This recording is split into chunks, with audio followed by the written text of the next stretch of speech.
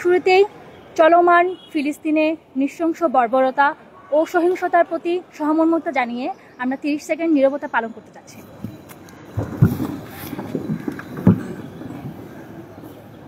আমরা আজ আবারও আপনাদের মাধ্যমে 43তম BCS এর দ্বিতীয় গ্যাজেট বঞ্চিত 227টি পরিবার, গণপ্রজাতন্ত্রী বাংলাদেশের অন্তর্বর্তী সরকার ও দেশবাসীর প্রতি দৃষ্টি আকর্ষণ করছি। প্রিয় সাংবাদিক ভাই ও বোনেরা, আপনারা জানেন মেধাভিত্তিক জাতি গঠনের লক্ষ্যে শতভাগ কোটামুক্ত 43তম BCS পরীক্ষায় দীর্ঘ 4 বছর ধরে নিজের মেধা, যোগ্যতা, পরিশ্রম, মা বাবার আজীবনের ত্যাগ এবং শিক্ষক আপনজনদের অশেষ আশীর্বাদে আমরা 2163 জন বাংলাদেশ সরকারি কর্ম কমিশনের মাধ্যমে সুপারিশপ্রাপ্ত হয়ে দেশ সেবায় আত্মনিয়োগের স্বপ্ন দেখেছিলাম।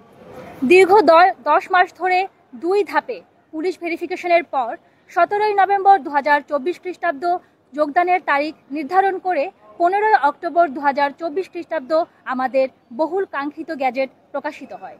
পরবর্তীতে 28 অক্টোবর প্রজ্ঞাপনের মাধ্যমে আমাদের যোগদান পিছিয়ে 1 জানুয়ারি 2025 নির্ধারণ করা হয়। আমরা এটিকে নিয়তির অংশ হিসেবে মেনে নিয়েছিলাম। এরই মধ্যে যোগদানের প্রস্তুতি হিসেবে আমাদের সহকর্মীদের মধ্যে অনেকেই পূর্বের চাকুরি থেকে ইস্তফা দেন। কিন্তু কে জানতো আমাদের জন্য আরো বড় আঘাত অপেক্ষা করছিল। যোগদানের ঠিক একদিন পূর্বে 30 ডিসেম্বর 2024 প্রকাশিত নতুন গ্যাজেটে আমাদের 227 জনের নিয়োগ স্থগিত করে গ্যাজেট প্রকাশ করা হয়, যা আমাদের জীবনকে এক অনিশ্চিত অন্ধকারের দিকে ঠেলে দেয়। প্রিয় সাংবাদিক ভাই ও বোনেরা, আপনারা জানেন BCS এর ইতিহাসে একবার গ্যাজেট প্রকাশিত হওয়ার পর নিয়োগ স্থগিত করার উদাহরণ আর দ্বিতীয়টি নেই। আমাদের 227 জন সুপারিশপ্রাপ্ত অফিসারবৃন্দের নিয়োগ স্থগিত করে 30 ডিসেম্বর 2024 গ্যাজেট প্রকাশিত হলে 31 ডিসেম্বর জনপ্রশাসন মন্ত্রণালয়ের সামনে আমরা শান্তিপূর্ণ অবস্থান করে আমাদেরকে দ্বিতীয় গ্যাজেট থেকে বাদ দেওয়ার যৌক্তিক কারণ জানতে চাই। তৎপ্রেক্ষিতে 2 জানুয়ারি 2025 জনপ্রশাসন মন্ত্রণালয় বিজ্ঞপ্তির মাধ্যমে আমাদের কাছে পুনর্বিবেচনার জন্য আবেদনপত্র আহ্বান করে। এর প্রেক্ষিতে আমরা সকলেই সেই সুযোগ গ্রহণ করি এবং সুবিচারের আশায় অপেক্ষা করতে থাকি। এরপর গত 9 জানুয়ারি 2025 জনপ্রশাসন মন্ত্রণালয়ের সিনিয়র সচিব স্যার উপস্থিত সকল মিডিয়ার সামনে স্পষ্ট ভাষায় জানান যে যদি কারো বিরুদ্ধে 3টি গুরুতর অভিযোগ, ফৌজদারি অপরাধ, রাষ্ট্রদ্রোহিতা এবং শিক্ষা প্রতিষ্ঠান থেকে বহিষ্কারাদেশ না থাকে তবে তারা যোগদান করতে পারবেন। তিনি আরও জানান, এই প্রক্রিয়ার সাথে যেহেতু আরও 2টি অফিস অর্থাৎ মাননীয় প্রধান উপদেষ্টা এবং মহামান্য রাষ্ট্রপতির দপ্তর জড়িত, নতুন গ্যাজেট প্রকাশিত হতে 2 থেকে 3 কর্মদিবস প্রয়োজন হতে পারে। কিন্তু এক গভীর বেদনা বিধুর নির্মম বাস্তবতা হচ্ছে আজ 3 মাস পেরিয়ে গেলেও সেই গ্যাজেট আলোর মুখ দেখেনি। আমরা এখনো অন্ধকারে, অনিশ্চয়তার অতল গহ্বরে। আমাদের প্রাত্যহিক জীবন বিপন্ন, জীবন যেন থমকে গেছে সেই 30 ডিসেম্বরে।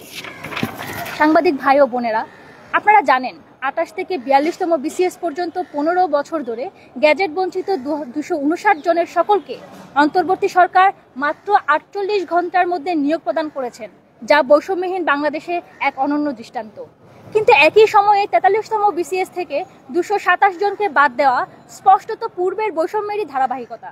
এই বৈষম্য শুধু 227 জনের পরিবারের প্রতি অন্যায়ই নয়, নতুন বাংলাদেশের জন্য একটি লজ্জাজনক অধ্যায়।